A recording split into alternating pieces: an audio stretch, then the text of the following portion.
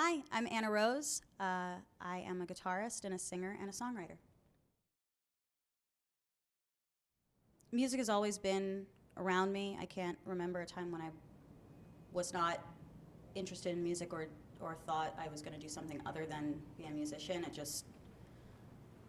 was just there, and it was not really a choice. but I was exposed to a lot of music early on through my parents and their friends, and then I just started. I kind of dove in head first on my own. My dad is a composer for film and theater.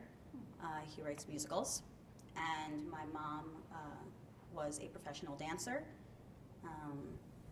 So it's kind of always around me. And my sister is an actress, so and she has a beautiful voice as well. So it's lovely to be able to share that with them and to argue about music over and over again.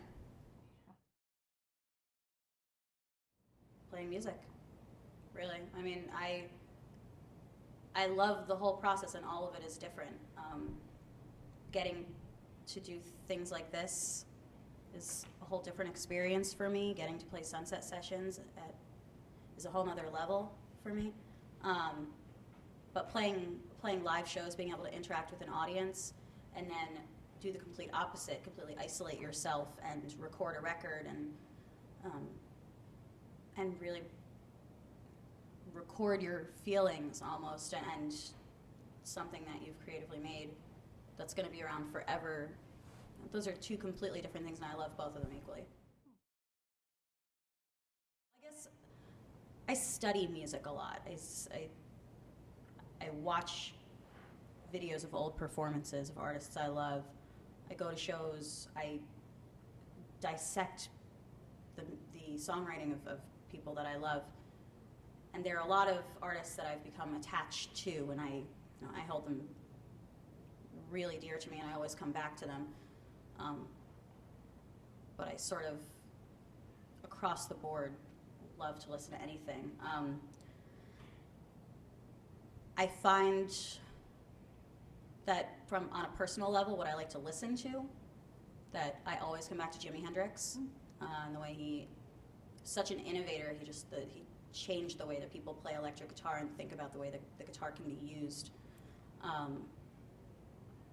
find him incredible. I always loved the Beatles from a really early age, and I think that's an easy one. But they, as songwriters, are just so incredible. And so as a songwriter, I go to the Beatles. As a guitarist, I kind of go to Hendrix, Led Zeppelin. As a vocalist, I listen to a lot of Stevie Nicks. I think Chrissie Hynde has an unbelievable voice.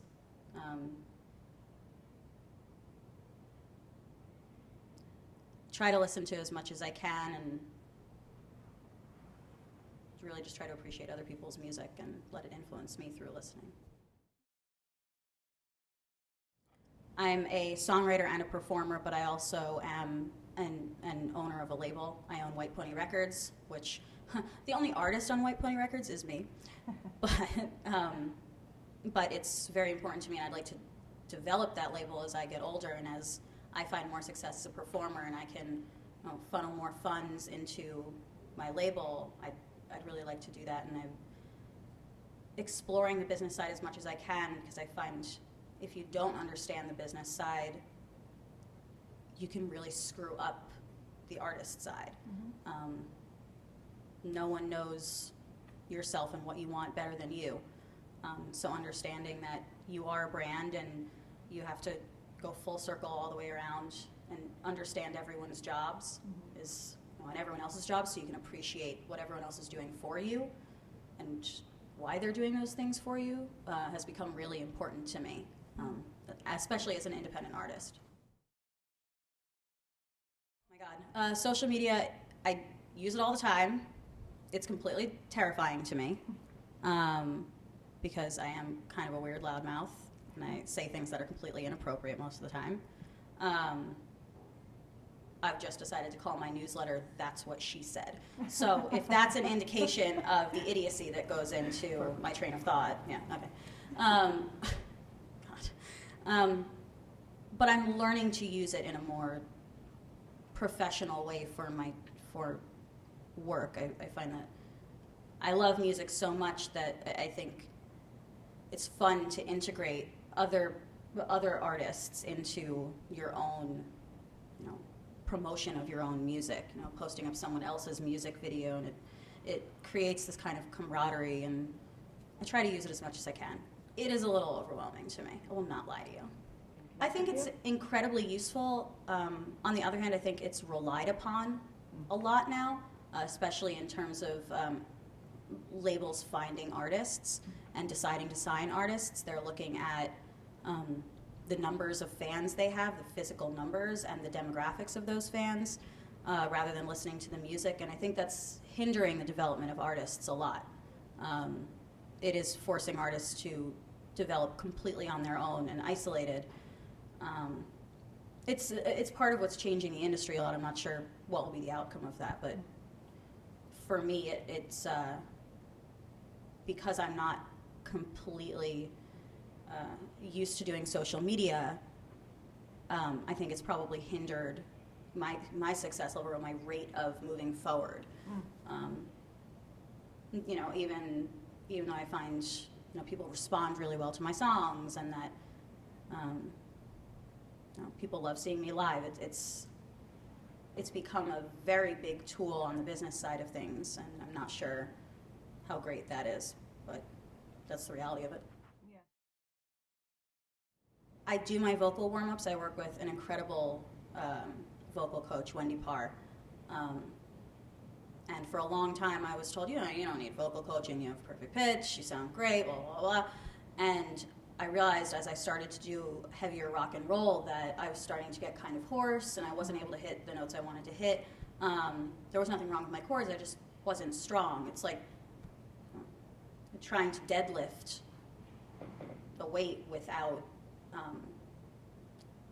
doing any strength training behind it. You can't lift 100 pounds if you haven't tried to lift 20 or 30 or 40. Mm-hmm. So I do that training a lot, and I do the exercises with her.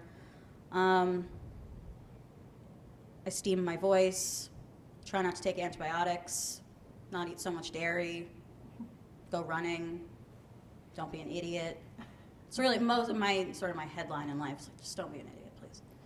So I go with that most of the time. They sort of have these overriding themes, and then each song has different nuances and different pinpointed directions. I also like to dive into character writing as well. I use Nirvana as an example for this a lot. That Kurt Cobain wrote a song called Polly, and he wrote Polly about. He read an article about a serial killer in the paper, and he tried to put himself in the mind of this serial killer. I think writing like that is fascinating. It opens different parts of your creativity. So I try to write like that sometimes. If I'm writing for myself, I try to do that, especially writing for myself, because I think you can get lost in your own feelings, and it doesn't necessarily create a great song to just be kind of self-involved in that way. Kind of have to see the world around you. So at least for me, that's the way I like to write. Something I've learned that's really important is, sometimes, at least for me, I play really small clubs. Most of the time, I'm still a fairly small artist, and I found that sometimes when you can't make a lot from ticket sales, you can make a little bit of money by having merch, having stuff available for people to buy, whether it's t-shirts or stickers, or giving people incentives to join your mailing list, being around, talking to the people who just listen to your music, being thankful that they just paid for a ticket to see you play. Not being cocky about what you're doing. It's not the easiest economic time, and I think people paying for music, the more artists appreciate people paying for music, the more it will happen. I think in terms of keeping yourself healthy, as someone who's battled various irritating strep throats and bronchitis and whatever, stuff that can really destroy a vocalist or a guitarist on tour. Staying in good shape. I hate running, try to go running. I was a dancer, so running is like the opposite of what I want to do, but it really helps me to eat well while I'm on tour and before I go on tour, and to really actually work out a lot. I try to train like an athlete. I treat it like athletics because you can get exhausted. Drink a lot of water, don't be an idiot.